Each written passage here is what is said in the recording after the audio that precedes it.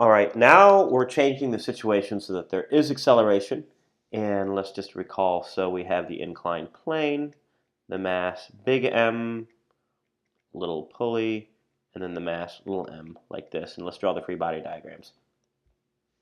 I'm not sure which way the box is going to accelerate, so I'm going to assume clockwise like before. So the reaction force on M should point this way. We have the weight of big M. We have Fg big M cosine theta as one of our components.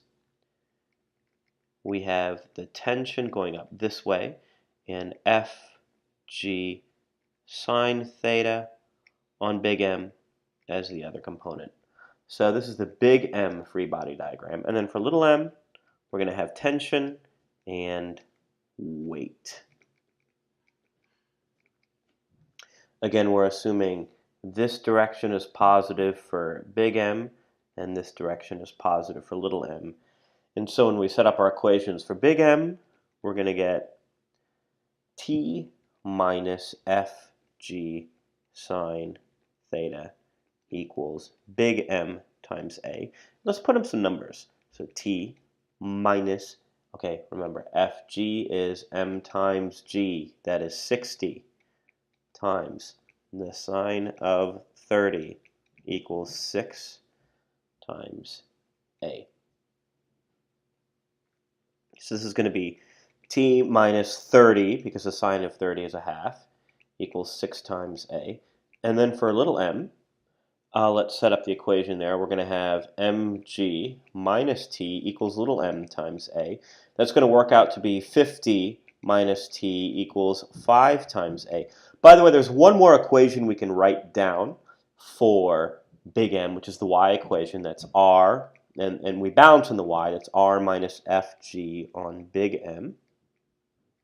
Cos theta equals 0. So that's r is 60 times the cosine of 30. I'm going to solve for r, but we're actually going to use this in number 5.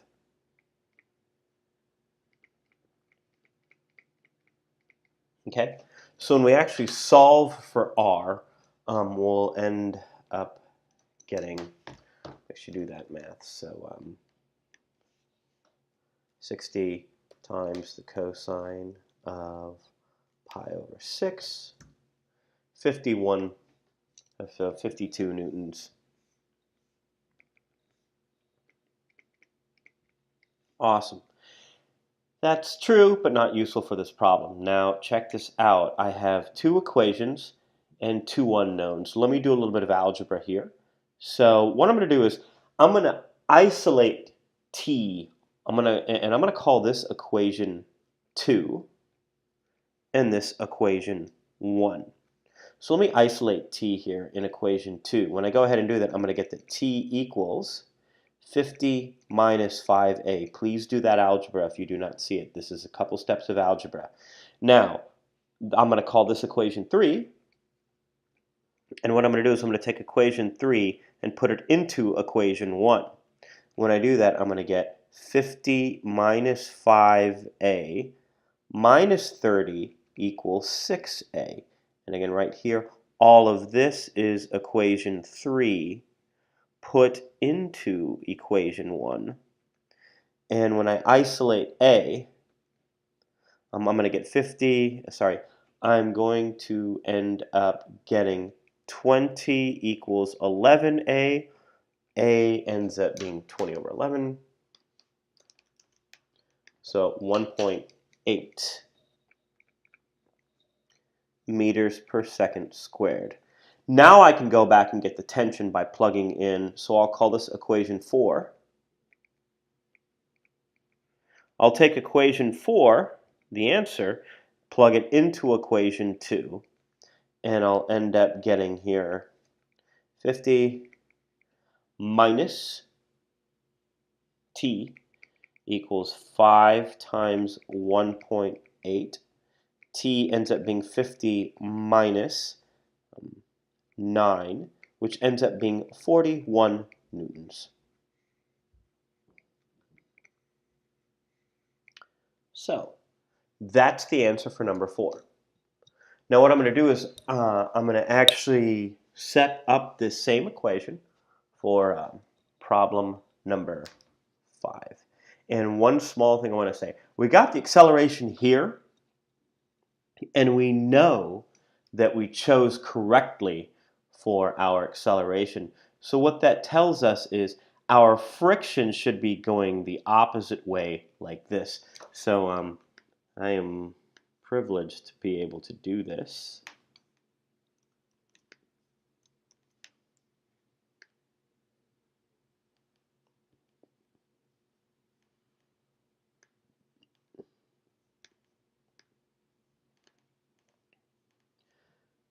Yeah, so let's do that right now. All right, nice. So I get to reproduce the free body diagram here. Ha ha ha. And whoops. I want to just get rid of that little purple thing. There we go. There we go. So my friction force is going to oppose the intended motion of the object. So I have an extra friction force right here. So when I set up the equation for big M, I'm going to get T minus F minus Fg sine theta is big M times A. And for little m, I'm going to get Fg of little m minus the tension equals little m times A. And I can substitute here. I said this is useful for number 5. So let's remember, friction is mu times the reaction force. And remember, for this line, I got to balance the forces in the y direction. That's R equals Fg times big M cos theta, which we got up here as 52 newtons. And now I can use what I'll call equation 1 and equation 2 to solve. So let me just take equation 1 and plug in some numbers. T minus 0.1 times 52. So I'm using the friction formula. Friction is mu times the reaction force minus Fg sine theta. That's 60 times the sine of theta. That ends up being 30 equals 6 times A.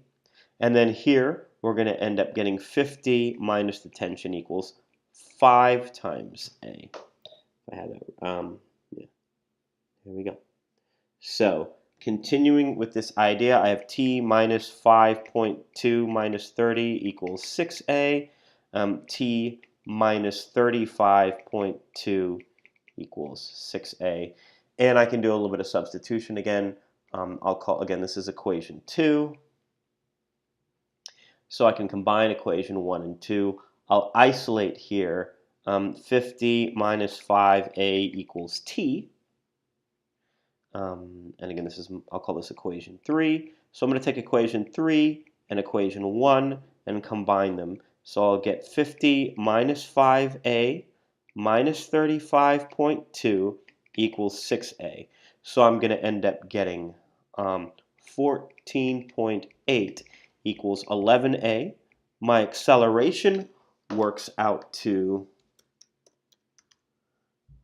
1.3 meters per second squared. That'll be my equation 4. I'll take equation 4 and plug it back into equation 2, and I'll end up getting the tension is going to be here. So I get, 50 minus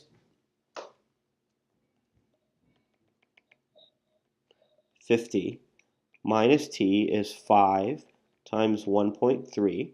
So 50 minus 6.5 is T. T ends up being a little bit more. It ends up being 43.5 newtons worth of force. So I've got my acceleration and my tension. This wraps up the inclined plane problems.